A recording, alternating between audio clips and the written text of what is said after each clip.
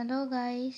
तो आज हम डिस्कस करने वाले हैं पेरेंटल प्रोडक्ट्स एंड कुछ देर क्वालिटी कंट्रोल टेस्ट के बारे में।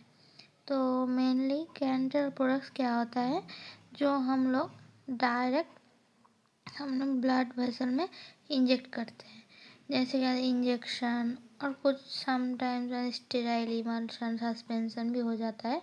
जो क्या होता है, हम जैसे सैलाइन हो गया, वो सब क्या होता है पेरेंटल प्रोडक्ट्स होता है, जो हम डायरेक्ट ब्लड के वेसल में प्रेस करते हैं। तो अभी इसका डेफिनेशन देखते हैं कि parental products are the sterile preparation administration by injection through one of the several routes. तो parental products are the sterile products होता है, जो हम लोग इंजेक्शन के माध्यम से एडमिनिस्ट्रेशन करते हैं। अभी क्या देखते हैं कि the quality control test of this products are essential for the safety efficacy and sterility. मतलब क्वालिटी इसका कंट्रोल करना पड़ता है, क्योंकि हम इसको डायरेक्टली ब्लड में इंजेक्ट करते हैं। इसके लिए क्या करते हैं, इसका सेफ्टी, ये हमारे बॉडी के लिए सेफ है क्या नहीं, या इसका स्टेरिलिटी, ये सब चेक करना पड़ता है।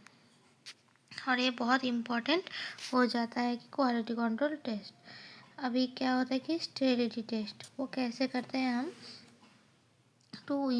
वो क्यों करते हैं कि to ensure the preparation is free from viable micro organism.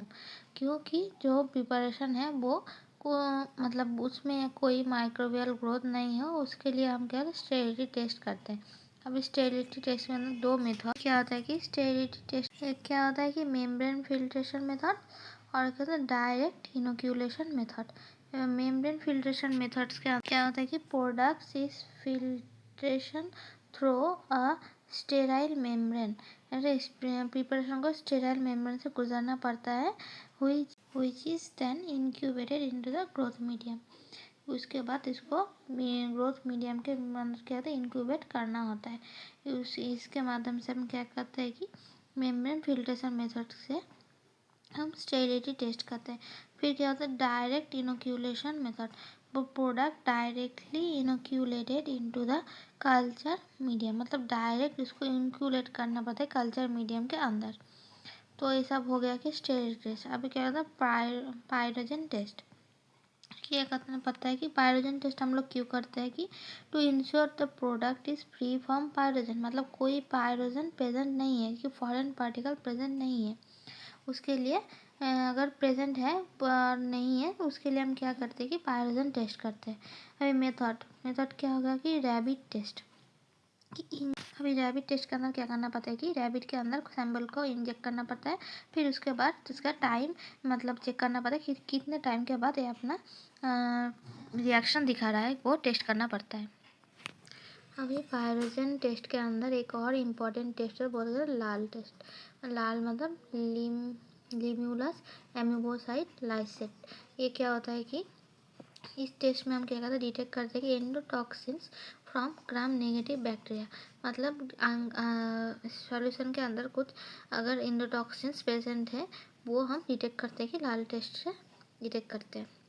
Clarity test to ensure the solution is clear and free from, मतलब अगर सॉल्यूशन इज की फ्री क्लियर है और तो कुछ भी फॉरेन मैटर इसके अंदर प्रेजेंट नहीं है।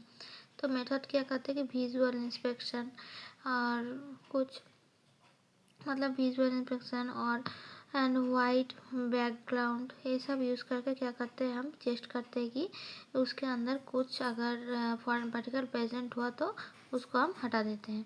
फिर क्या करते हैं कि pH determination to ensure the pH is within the specific range.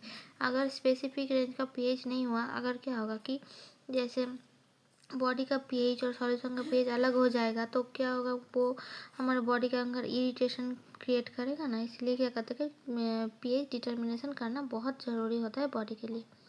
फिर method using calibrated pH method, pH meter. उनको तो पता है कि पीएच मीटर यूज़ करना पड़ता है, उसके लिए मतलब इस टेस्ट के लिए क्या करते हैं हम पीएच मीटर को यूज़ करते हैं, calibrated pH meter pH determination के लिए। तो ये सब हो गया क्वालिटी कंट्रोल टेस्ट कि पायरोजन का मतलब पेरेंटल प्रोडक्ट्स का कुछ क्वालिटी कंट्रोल टेस्ट हो गया, जो क्वालिटी कंट्रोल के लिए बहुत ही इसेंशियल होता है।